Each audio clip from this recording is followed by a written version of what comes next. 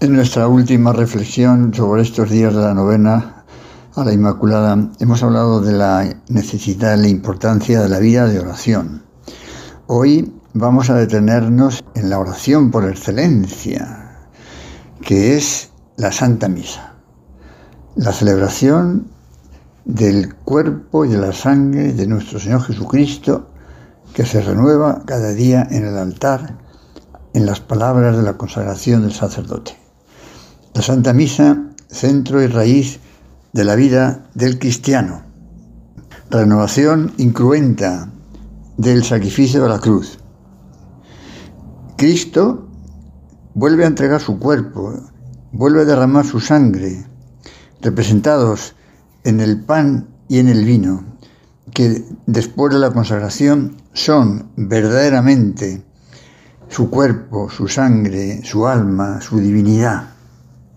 El Papa nos recuerda que efectivamente la Santa Misa es el memorial del misterio pascual de Cristo, que Él llevó a cumplimiento con su pasión, con su muerte, con su resurrección y ascensión al cielo, y que nos hace partícipes de su victoria sobre el pecado y sobre la muerte. Así, la Eucaristía hace presente el sacrificio que Cristo ofreció una vez para siempre en la cruz y que permanece perennemente actual, realizando la obra de nuestra redención. En una de las catequesis del Santo Padre, de una manera un poquito más desarrollada, nos dice unas cosas muy bonitas.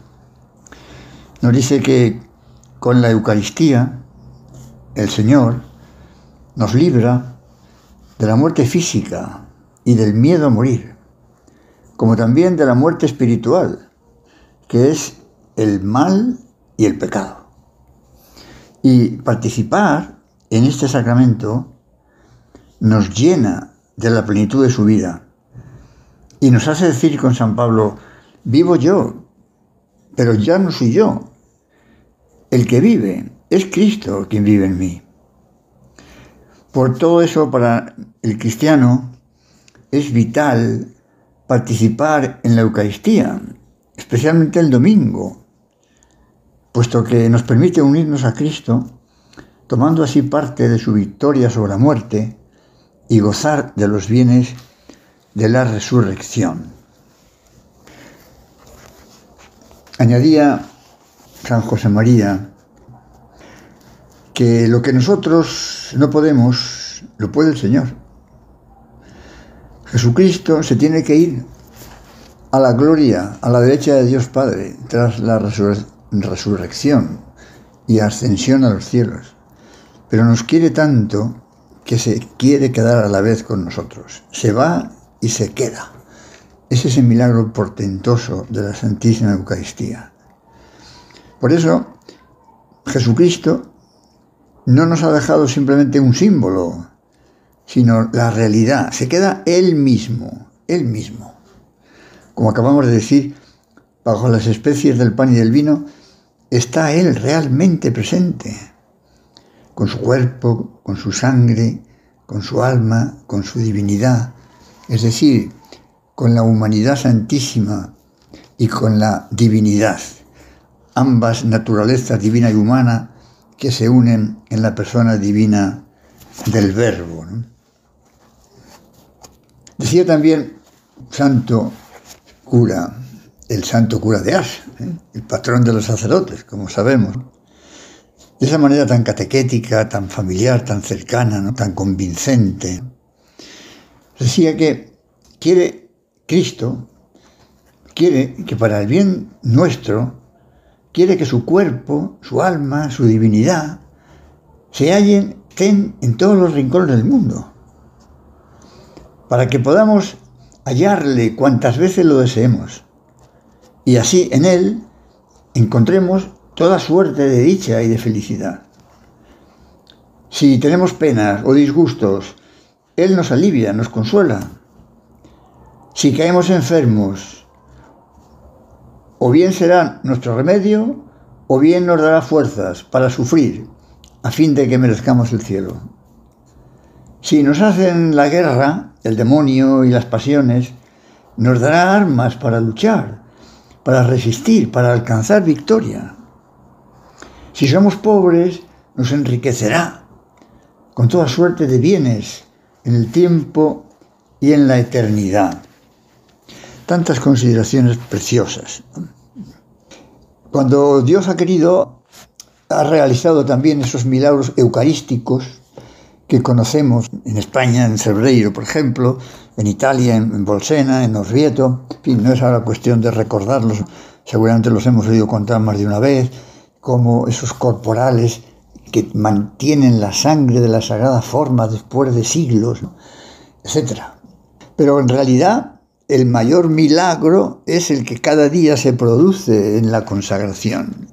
Con las palabras del sacerdote, Cristo baja al altar. Como han comentado algunos autores, la entrega de nuestro Dios por nosotros es tan total que no ha querido condicionar su presencia real en las especies consagradas en la misa, no ha querido condicionarla a la santidad del sacerdote que celebra. Que sería, por otra parte, en fin, ¿verdad?, como algo muy lógico, muy congruente, pues que el sacerdote está representando a Cristo, es Cristo en el altar. Dice, esto es mi cuerpo, esta es mi sangre. No dice, esta es el cuerpo de Cristo o esta es la sangre de Cristo. No, esto es mi cuerpo. Porque el sacerdote es Cristo en el altar. Es el mayor poder que Dios ha dado a los hombres sobre la tierra. El mayor de los milagros que podamos realizar, que se pueda realizar en este mundo, no se puede comparar con el milagro de la transustanciación, de la presencia real de Cristo en el sagrario y en las especies consagradas. Bueno, pues no ha querido condicionarlo el Señor al hecho de que el sacerdote deba ser un santo. Debe ser un santo. Pero aunque fuera un pecador, más aún, y Dios no lo permita nunca, pero en fin, aunque el sacerdote celebre en pecado mortal, si consagra, si tiene la intención de consagrar, ahí baja Cristo. Se une en el cielo y la tierra. Como decía alguna vez el beato Álvaro, se deberían de parar los relojes. Entramos como en la eternidad, por así decir, ¿no? Es como si estuviéramos de nuevo en el Calvario, contemplando a Cristo que muere. En el cenáculo, la noche anterior. En el Calvario, al día siguiente. En el cenáculo, la renovación sacramental incruenta de la muerte de Cristo, que de modo cruento tendrá lugar unas horas después en el Calvario. Así deberíamos de estar nosotros cuando vamos a la Santa Misa, como si estuviéramos en el Calvario, como si estuviéramos acompañando a la Virgen, como si estuviéramos viendo morir a Cristo, que se va a entregar de nuevo por nosotros, ahora de modo incruento, pero de modo real. Bueno, la Santa Misa. Todo lo que podamos decir siempre será poco. Como estamos estos días de la novena, tenemos que hacer algunas consideraciones sobre Eucaristía, la misa y nuestra Madre la Virgen. Algo hemos comentado ya, como recordáis, en estos días anteriores, algunos comentarios breves, ¿no? Pero en fin, ahora podríamos volver de nuevo y podríamos irnos al cenáculo, aquella noche de Jueves Santo. Allí están los apóstoles. Allí no está María, sabemos, no está María, no tenía que estar. Eran los apóstoles que iban a recibir el sacramento del orden, íntimamente unido al sacramento de la Eucaristía. Por tanto, ahí María no debía estar. Estaría muy cerca, muy probablemente, podemos imaginar, ayudando a otras mujeres a preparar aquella última cena de su hijo y los apóstoles. Estaría allí, muy cerca. Bueno, sí, iba a decir, a lo mejor incluso acaba la misa. Esto ya son consideraciones que no, si queréis, un poco piadosas, pero en fin, no tiene por qué ser así. Y podría haber dado la comunión, por así decir, a la Virgen Santísima, después, al terminar, ¿verdad? Dejemos este asunto. Lo importante es que ella no está ahí en el cenáculo esa noche, pero sí va a estar en el Calvario. Sí va a estar en el cenáculo, estaría preparando, ayudando. Y en el Calvario, pues con esa presencia Stava mater, como dice, stava mater. Esa expresión en el latín, que no se puede traducir simplemente por ahí estaba. No. Ese stabat indica como esa presencia entera, con fortaleza, con entereza, con aceptación de lo que estaba viendo, de lo que estaba sucediendo. No era un simple estar, identificándose totalmente con el querer de la Trinidad, planeado, trazado desde el primer instante del pecado original, aceptando la muerte de su Hijo. Si, como decían algunos, que baje de la cruz y así se salve, y así creeremos en Él. Si baja de la cruz no nos redime. Podía hacerlo, claro que sí, pero su poder precisamente está en no bajarse de la cruz.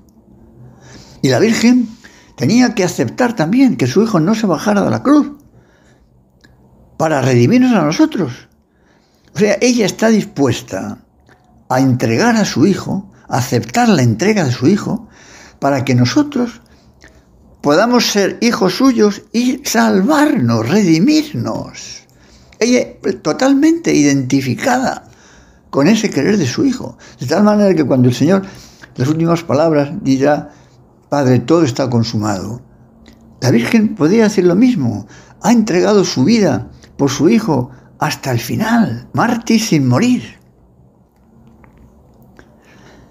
En cada celebración de la Eucaristía, podríamos decir, ahí está la sangre de Cristo, evidentemente, y por tanto podemos decir la sangre de María, porque ella, al engendrar a su Hijo, le da completamente, digamos, su sangre, podríamos decir, su grupo sanguíneo, podríamos decir.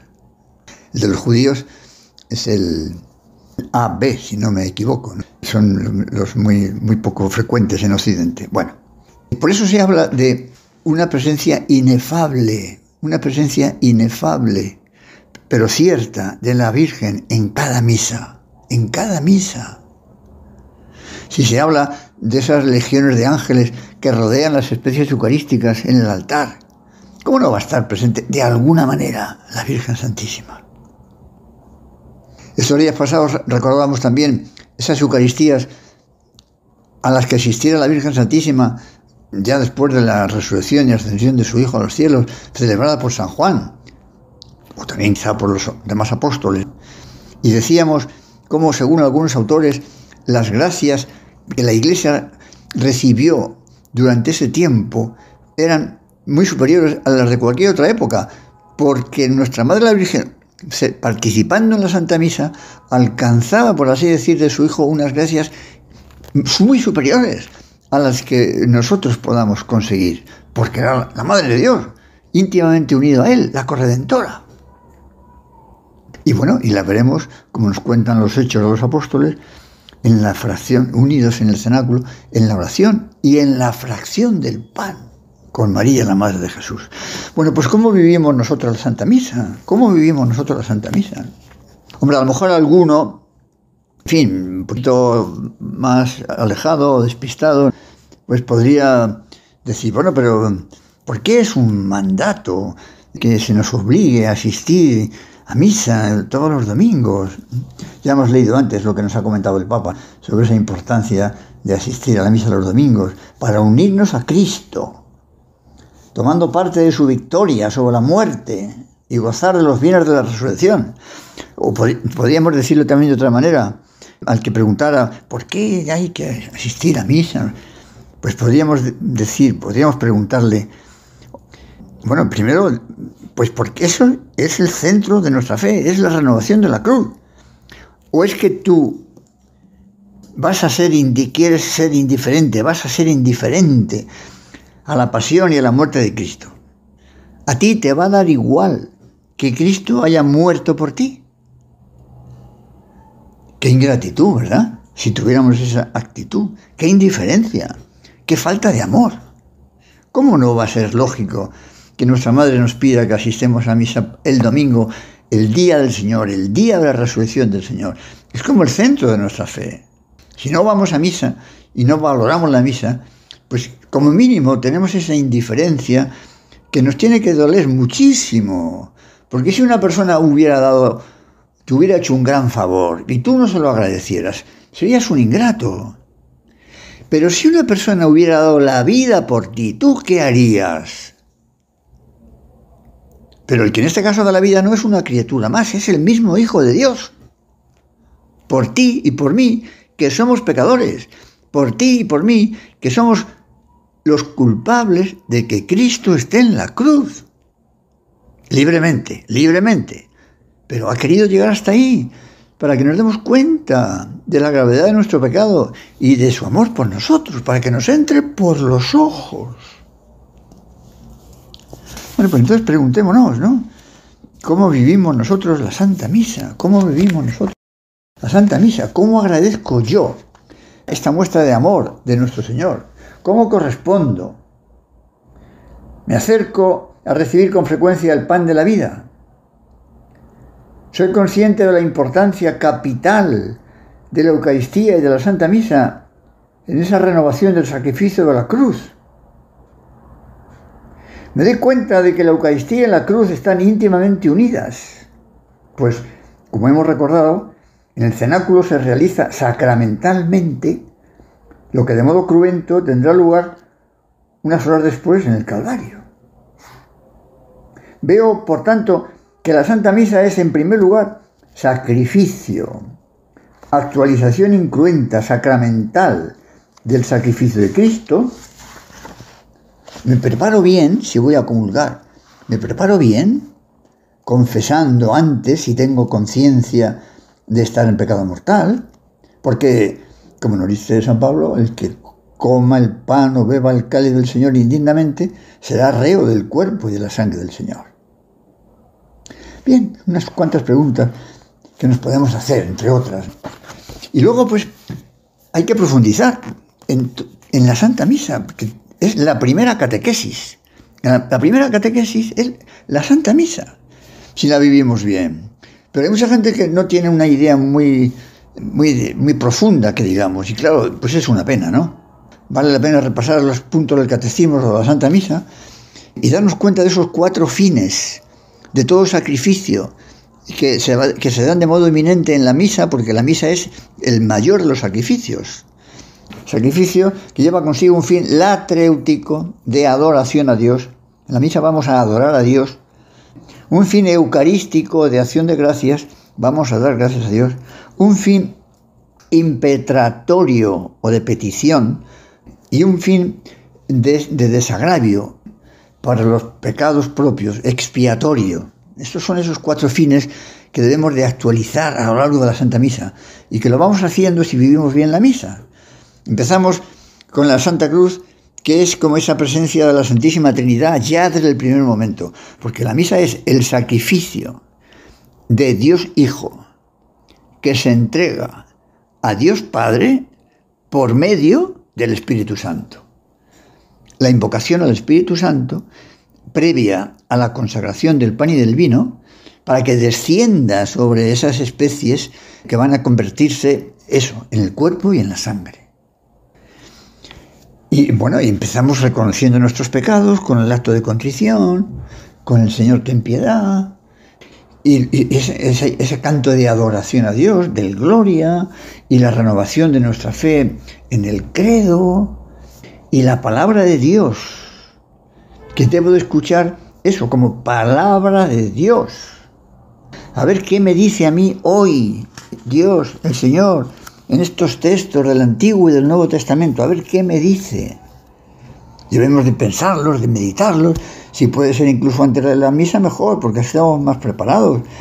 La homilía, que debe de glosar oportunamente la palabra de Dios, con brevedad, con incisividad, de modo práctico, a la vez profundo, pero asequible a todos, para que nos dé lugar como a un pequeño propósito, ¿verdad? Y nos metemos además de la oración de los fieles, el ofertorio, y ahí en la patena, con el sacerdote, cuando pone el pan y el vino, ahí podemos poner todos los fieles la oración de ese día, los trabajos de ese día. Esa gota de agua que añade al vino es como la participación de cada uno de los fieles, pero que se va a convertir en el cuerpo y la sangre de Cristo, nada menos. y nos vamos preparando para la consagración y hacemos actos de fe y de amor. Cuando el sacerdote eleva la sagrada forma y eleva el cáliz, Señor, creo en ti, te espero, te amo. Auméntame la fe, la esperanza, la caridad. Sin palabras, podemos hacer esas jaculatorias. Y así también nos vamos preparando para la comunión, como ese otro momento central también, bien preparados como antes hemos recordado. Y terminaremos la Santa Misa y nos quedaremos unos minutos de acción de gracias al terminar la misa. No salimos corriendo, sería poco lógico. Hemos estado en un momento importantísimo, tenemos que dar gracias, aunque sea brevemente. Y ya con esa actitud de ir a poner en práctica lo que hemos recordado en la misa. En el latín, cuando en castellano decimos podéis ir en paz, como recordáis algunos, en latín se decía ite misa est. Id, la misa ha terminado. Pero no quería decir simplemente, bueno, ya os podéis ir porque ya hemos terminado. No, evidentemente no quería decir eso.